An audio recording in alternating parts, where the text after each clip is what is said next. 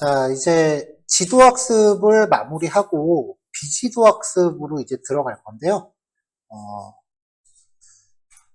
비지도학습은 이제 군집 분석이라고 불리우는 K-민스, DB-스캔, 그리고 계층적 군집이라고 하는 방식, 크게 이렇게 세 가지가 있고요.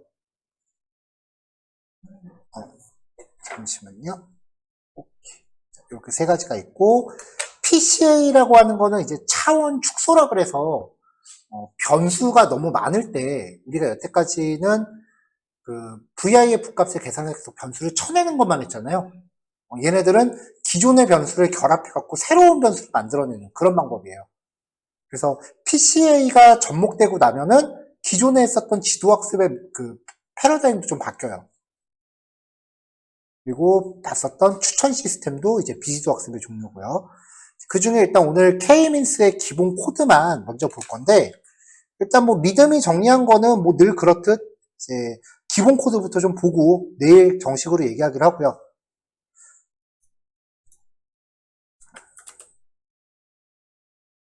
자, 일단 여기서 K-민스 기본 코드.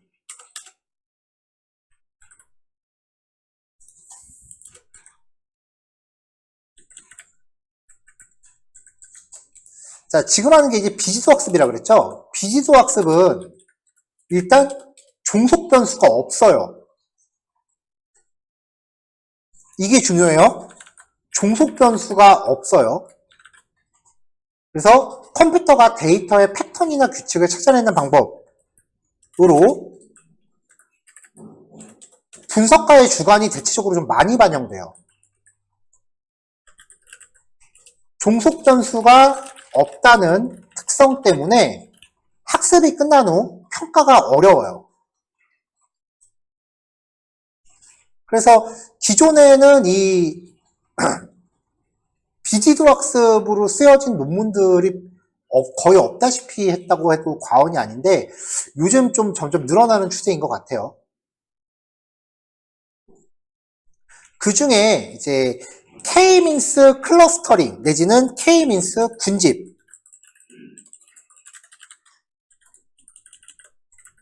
이라고 부릅니다. 각 군집의 평균을 활용해서 K개로 나누는 알고리즘이에요. 그래서 데이터 전처리 단계에서 라벨링을 할 때 쓰기도 해요.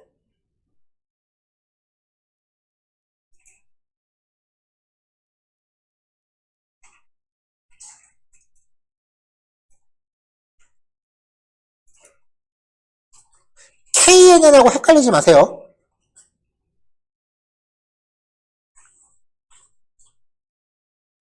KNN은 분류예요.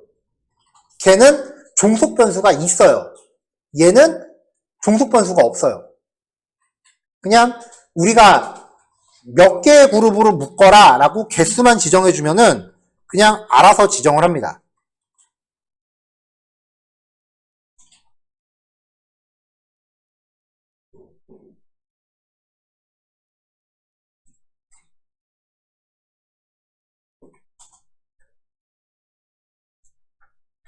자, 그럼 이제 기본 코드 좀 보자고요.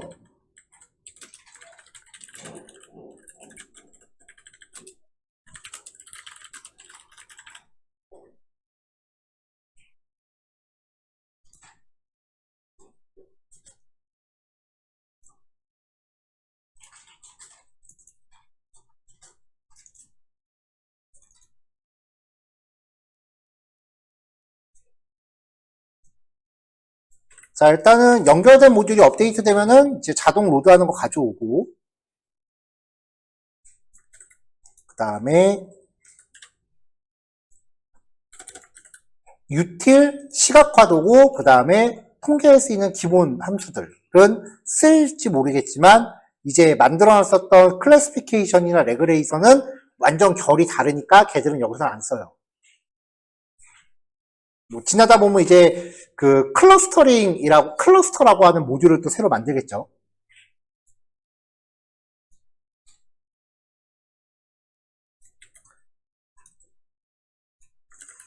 자, 데이터를 가져와 볼게요. 샘플 데이터를. 보통 K-민스부터 이제 실습할 때, 이때도 많이 사용하는 데이터가 아이리스 데이터셋을 많이들 쓰더라고요. 근데 아이리스는 종속 변수가 있잖아요.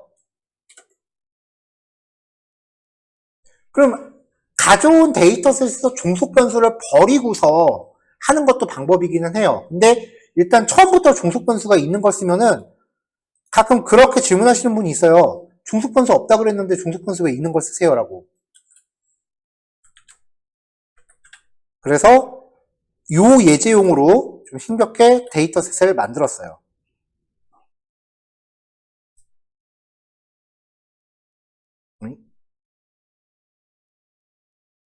EDA 데이터가 나오나?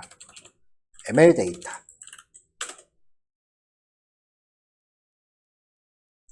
자, 이렇게 가져오면요. 이게 뭐 하는 데이터냐면은 시간, 투자한 시간, 그리고 게임 레벨. 그러니까 사람들을 이제 조사를 해서 게임에 대한 플레이 시간과 그 다음에 달성한 게임 레벨을 조사하는 데이터예요. 당연히 가상 데이터고요. 그래서 여기서 하려는 게 게임 유저 군집하고요. 게임 이용 시간과 레벨을 활용해서 4개의 군집으로 나눌 거예요. 그럼 일단 예상을 해보면 오래 해서 잘하는 애, 오래 했는데도 못하는 애, 잠깐 했는데 잘하는 애, 잠깐 해서 못하는 애, 이렇게 4개로 나눠볼 겁니다. 꼭 예시를 이런 거 들으면 이제 눈이 초롱초롱해지더라고. 데이터는 전부 100건이 있고요. 그 다음에 두 데이터 간의 뭐 데이터의 그 분포는 확연히 달라요.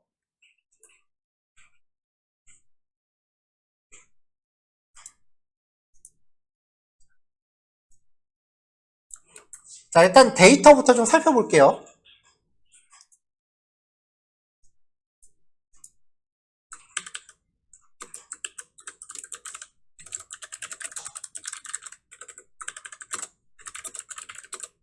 게임 이용자의 시간과 레벨, 분포 확인. 산점도 그래프를 그려보자고요. 마이 스캐터 플롯을 그리면서 이제 원본 데이터 프레임을 주고 X네임으로는 타임 센트. 그 다음에 Y네임으로는 게임 레벨을 그려볼게요.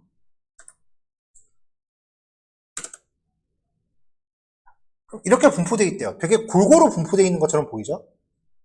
자, 대충 보면 이제 X축이 그 플레이 시간이에요. 그리고 Y축이 레벨이에요. 그럼 대체적으로 뚝 잘랐을 때 반으로 뚝 자른다고 치면 지금 빨강선 밑으로 있는 애들은 못하는 애죠. 위쪽은 잘하는 애죠. 그 다음에 이렇게 뚝 자르면 오른쪽에 있는 애들은 거의 고인물이라고 봐야 되죠. 그리고 왼쪽에 있는 애들은 그냥 잠깐 취미로 하는 애들이지. 그럼 얘들은 잠깐 했는데 잠깐 하고서 잘하는 애. 얘들은 잠깐 했는데 못하는 애. 얘들은 오래 하고 잘하는 애. 얘들은 죽어야지 뭐. 쓸데없이 시간 낭비하는 애들. 자, 이걸 가지고 이제 분집을 해보자고요. 이 K-민스에서 K라고 하는 게 여기 어디 갔어? K라고 하는 게 내가 몇 개의 군집으로 나눌 것인지를 분석가가 찍어줘야 돼요. 그래서 분석가의 그 주관이 많이 들어가.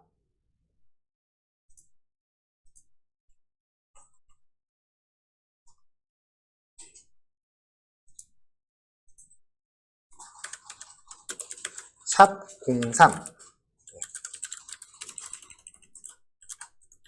분집화 모델을 이제 구현을 해보자고요. 자, 이걸 하기 위해서 이제 항상 기본 코드에서는 그 순정 코드 같다 하는 거 아시죠? 사이클런에서 제시하는 K-means 클래스를 가져옵니다. 아까 말했다시피 성능평가가 어려워요. 그래도 방법이 없는 건 아니에요. 실루엣 스코어라고 하는 게 있어요. 이걸로 이제 성능평가를 할 수는 있는데, 이 실루엣 스코어는 그리드 서치 CV의 스코어가 지원을 하지 않습니다. 바꿔 말하면 군집하는 그리드 서치 CV를 못 써요. 평가를 못 해요. 그래서 굳이 만들고 싶으면 직접 구현을 해야 돼.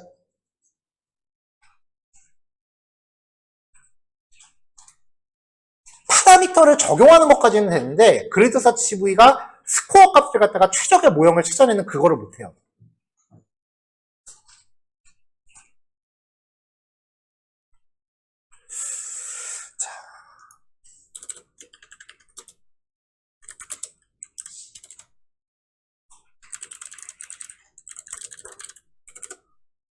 자, 여기서 말하는 하이퍼 파라미터는 그냥 레퍼런스에 나와 있는 파라미터들을 얘기한 거예요.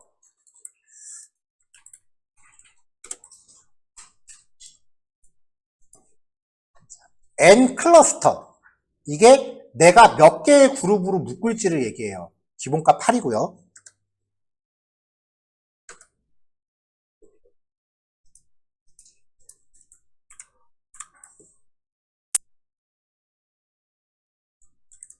이거.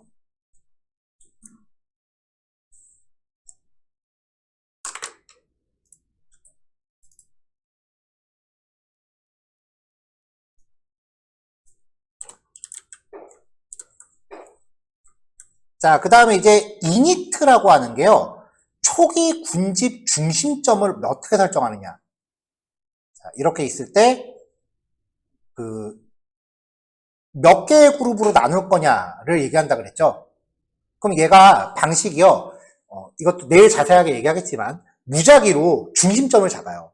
그래서 그 중심점을 기준으로 가까운 애들을 묶기 시작을 해요. 그래서 중심점을 뭐 이렇게 무작위로 잡아놓고, 여기에서 이제 가까운 애들 이렇게 모으기 시작한다. 이렇게 보시면 돼요. 이 중심점을 잡는 초기화 방법인데 K-means 플러스라는 방식이 있고요. 랜덤이 있어요. 대체적으로 K-means 플러스를 구하시면 돼요. 근데 예를 들어서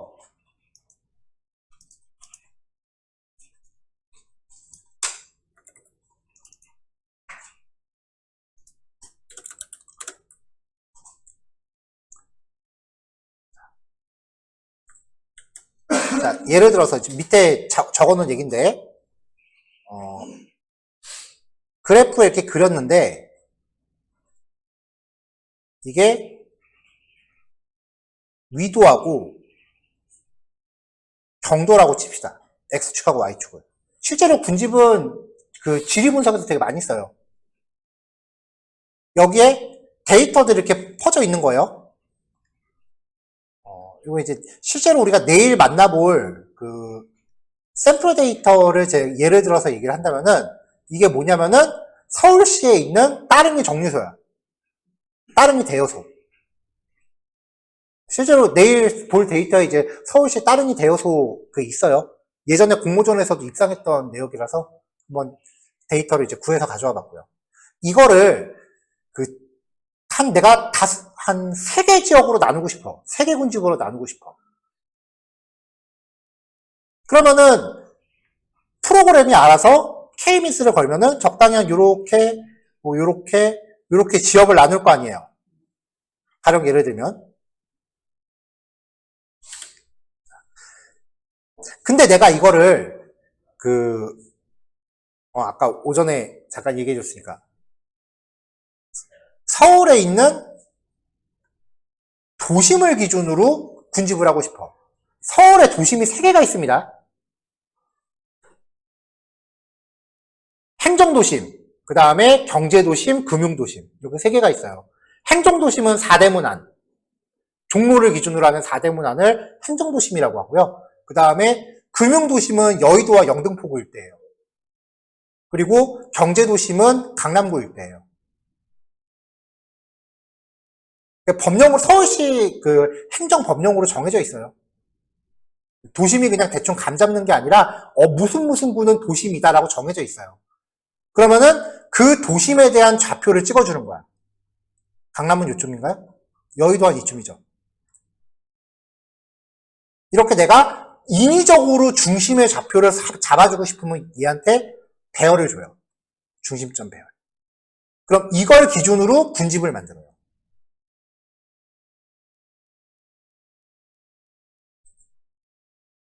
자, n 유니트는 서로 다른 군집 중심점의 초기화 수예요. 처음에 이제 이 점의 개수를 몇 개로 잡을 거냐인 건데 사실 얘가 설정되면 얘는 크게 의미가 없겠죠. 자, 맥스 히터 얘는 최대 반복 횟수.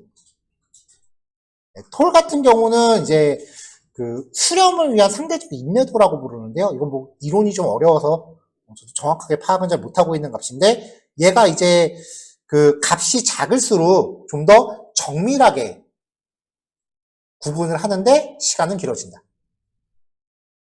자, 알고리즘인데요. 이 알고리즘은 시중에 나와 있는 책들을 받다가는 잘못 잡힐 수가 있어요. 얼마 전에 API가 좀 바뀌었더라고요. 값이 이제 롤리드하고 엘칸 두 가지 값이에요. 여기도 지금 잘못 들어가 있네.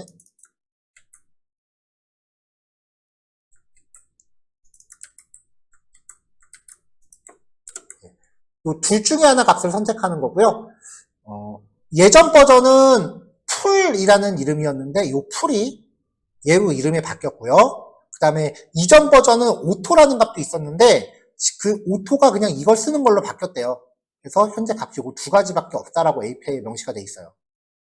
이 알고리즘에 대해서도 내일 여기 보시면은 여기 알고리즘에 대해서 대충 좀 적어놨어요. 이것도 내일 같이 얘기해 보기로 하고요. 랜덤 스테이트는 모두가 다 아는 그가.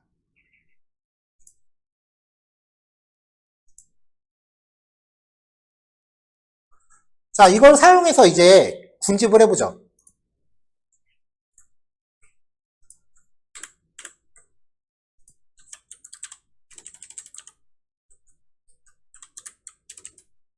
자, 에스티메이터는 K-means, 클러스터 아까 제가 4개로 묶을 거라 그랬죠? 자, 나머지 파라미터는 기본값으로 갈게요. 그 다음에 얘한테 얘는 훈련 데이터, 검증 데이터 뭐 나누는 거 없어요. 왜냐면 검증 방법이 없어.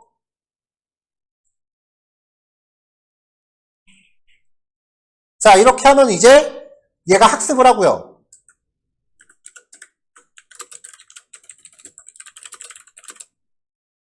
모델 객체 만들고 이제 모델을 학습을 시키고요. 그러면은 예측치를 바로 뽑아요.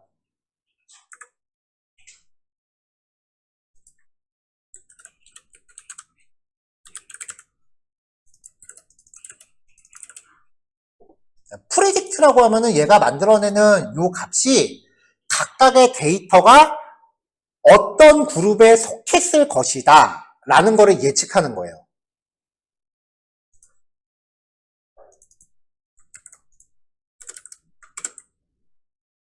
자, 데이터별로 이제 어떤 그룹에 속했을 것이다 라고 나온 거죠. 자, 이거를 이제 그 결과를 포함하는 데이터 프레임으로 만들어 볼게요.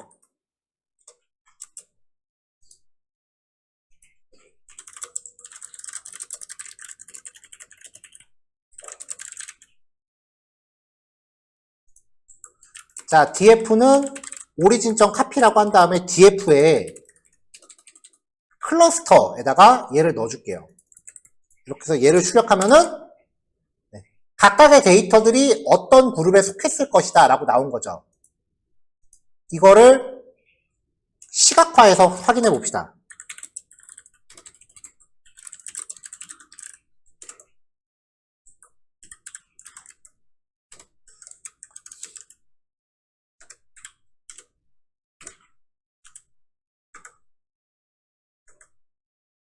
Q를 걸어서 봤을 때 얘가 군집이 됐는지. 자, 이걸로 확인이 잘 안 되죠? 이걸로 확인이 잘 안 되면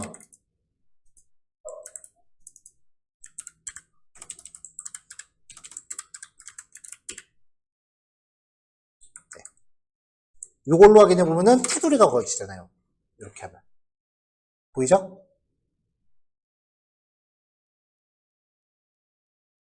자, 근데 지금 이거를 보면은 단순히 그냥 잘하는 애와 못하는 애들만 그냥 4등급으로 나눴네요.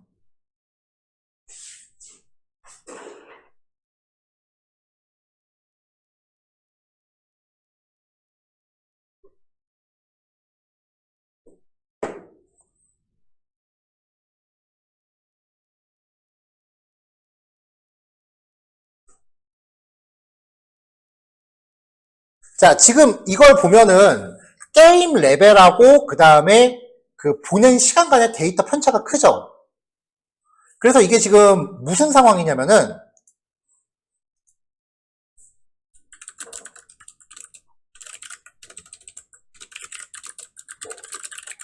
데이터 표준화를 적용을 할 건데 이게 무슨 상황이냐면요.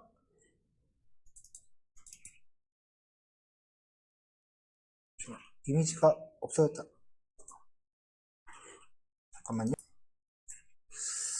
자, 이런 상태예요. 지금 데이터의 범위가 이렇게 되어 있어요. X의 범위는 0에서 100 사이고 Y 범위는 0에서 1000 사이인 상태예요. 그러니까 이거를 양쪽을 X의 값도 0에서 1000 사이로 밀어보면은 이렇게 찌그러져 있는 상태인 거죠. X축하고 Y축을 같은 범위로 늘린다라고 치면은 이렇게 찌그러지는 상태인 거죠. 무슨 말이냐면 이거 다시 해봅시다. 자, 스캐터를 다시 불리는데 콜백 람다 AX를 받아요. 자, AX.set X림을 0부터 1000 사이로 늘려볼게요. 그러면 이렇게 찌그러진다고요, 지금. 같은 범위로 넓히면. 그러니까 요거를 표시한 거기 때문에 이렇게 보일 수밖에 없는 거야, 지금. 그래서 양쪽의 범위가 다르면은 우리는 표준화를 한다 그랬잖아요. 스케일링. 표준화를 적용하면은 이렇게 변할 수 있는 거죠.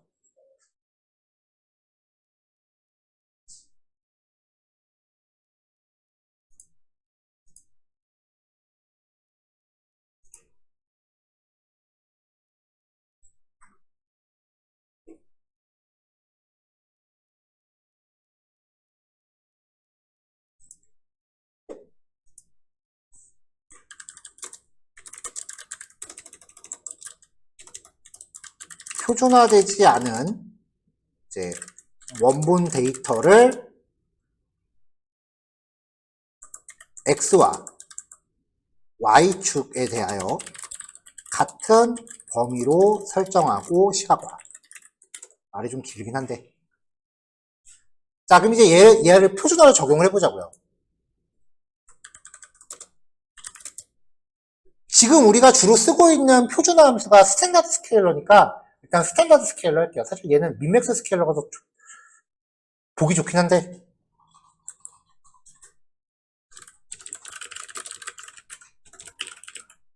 아마 이것도 별 차이 없을 거예요. 자, df2는 my 스탠다드 스케일러 df 오리진.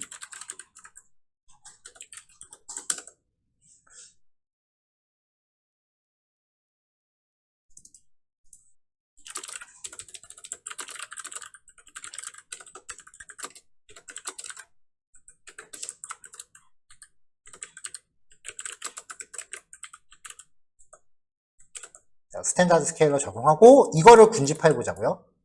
자, 아까 위에서 썼었던 코드 그대로 복사해서 가져올게요.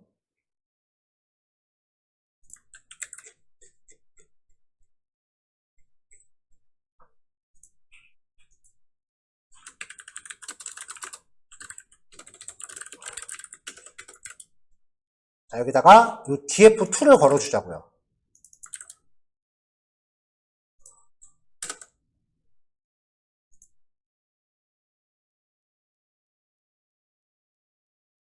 그럼 마찬가지로 이제 결과를 포함하는 데이터를 만들고 그거를 시각화하겠습니다.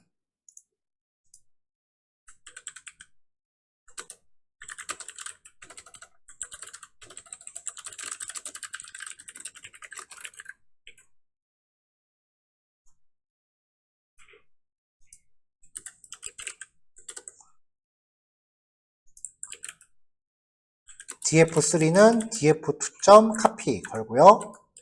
df3에 클러스터 넣어줄게요. 자, 그럼 데이터 들어왔고 이거를 최종적으로 시각화해 봅시다.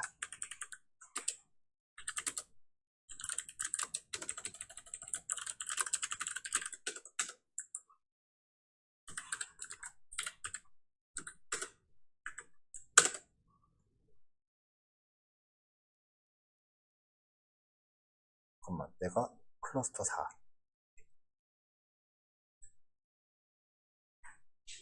자, 스탠다드 스케일링을 하니까 군집을 4개로 만들려고 했음에도 불구하고 이렇게 2개가 됐어요. 이번에는 다른 스케일링을 해볼게요.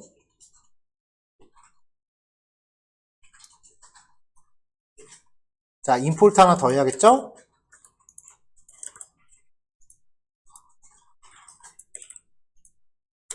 자, 프리프로세싱 패키지에서 민맥스 스케일러 가져오겠습니다.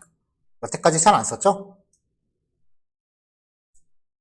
분석이 달라서 안 썼던 거예요. 자,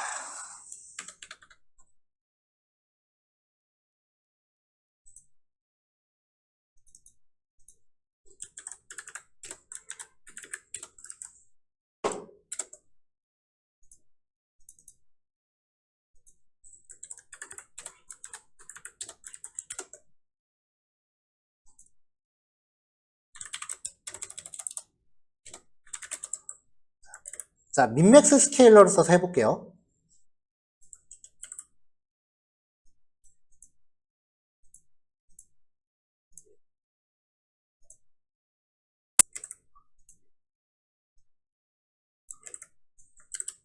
자, 방식은 똑같아요. 객체 만든 다음에 핏 하고서 데이터 주면 되고요.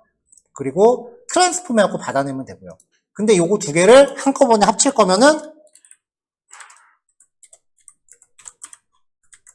n데이터는 스케일러.ptransform 이렇게 하면 된다 그랬죠? 민맥스 스케일러의 특징은요, 이제 데이터의 범위를 무조건 0에서 1 사이로 바꾸는 거예요.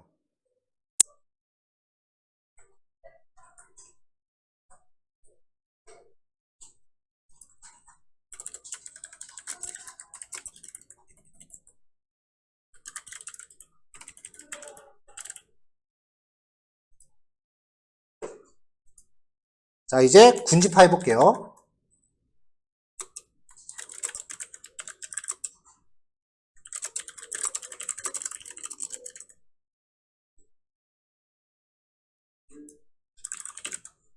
자, 아펙 보드 재사용합시다.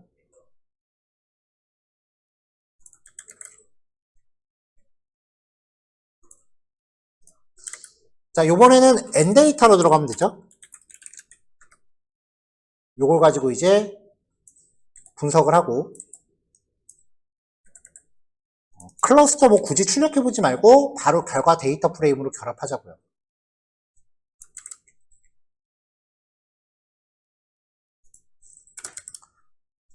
요 n데이터를 가지고 한 거예요.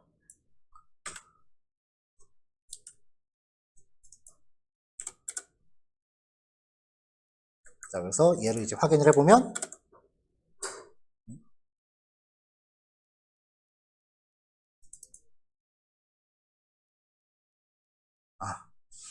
요 n데이터가 저걸로 떨어져서 그래요. 넘파이 배열로.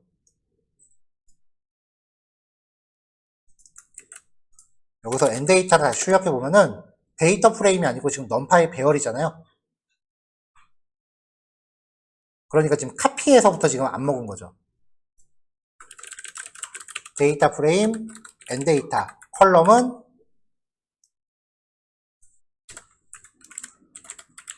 오리진.컬럼스, 인덱스도 오리진.인덱스.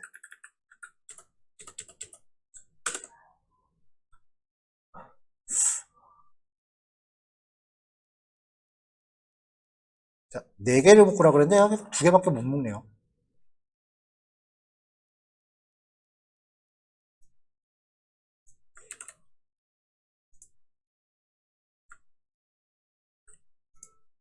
아, 여기 예측치를 오리진으로 뽑았네. 쏘리. 이렇게요. 자, 그럼 아까 위에도 2개 나온 거 그랬을 것 같은데 또 오리진으로 박았겠다, 여기도. 그쵸. 프로젝트를 오리진으로 만들었죠. 학습 데이터로 만들어야 되는데. 잘못 만들었네. 원래 민맥스랑 스탠다드가 별로 차이가 없어야 되거든요. 하나, 둘, 셋, 넷. 그러니까 지금 요 집단으로 봤을 때 여기 초록색으로 묶여 있는 데가 이제 못하는 애들. 투자한 시간이 어떻건 간에 그냥 무조건 못하는 애. 얘는 여기는 투자한 시간이 적은데 잘하는 애. 가운데는 좀 어중간한 애들. 투자한 시간은 많은데 레벨이 중간인 애들. 이쪽은 투자한 시간도 많고 게임도 얼추 잘하는 애들.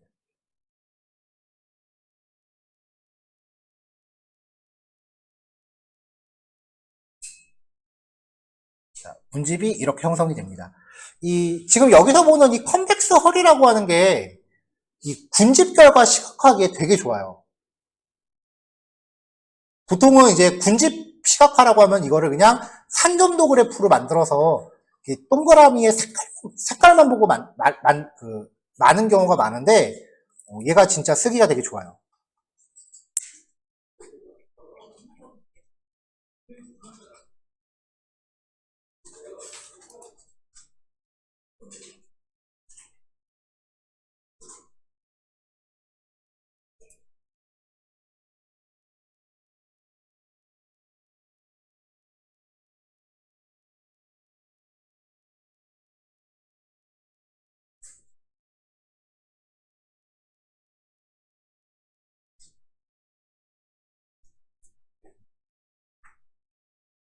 자, 일단 코드 올라왔습니다. 요거 실습해 보시면 되고요. 원래 요 뒤에 성능평가 지표 또 이제 좀 봐야 되긴 하는데 그거는 이제 내일 확인해서 이제 성능평가는 내일 해보는 걸로 합시다. 그리고 성능평가하고 그 다음에 파이프 파라미터 찾는 거 직접 구현해야 된다 그랬죠? 그리고 그거 구현하고 구현한 김에 모듈화까지 하고 그렇게 하는 과정에서 이제 이 게임 데이터뿐만 아니라 이제 아이리스 데이터도 한번 이걸로 해보고요. 그리고 그 아까 말했던 거, 그 따릉이 데이터도 한번 해보는 걸로 할게요. 자, 코드 다 올라갔으니까 요거 실습하고 마무리 하시면 돼요. 실습하시면은 제가 봤을 땐 2시 반 내외로 마무리 될 것 같고요. 잠깐 쉬었다가 이제 계속 예제 지난주에 내드렸던 분석까지 하시면 됩니다. 여기까지요.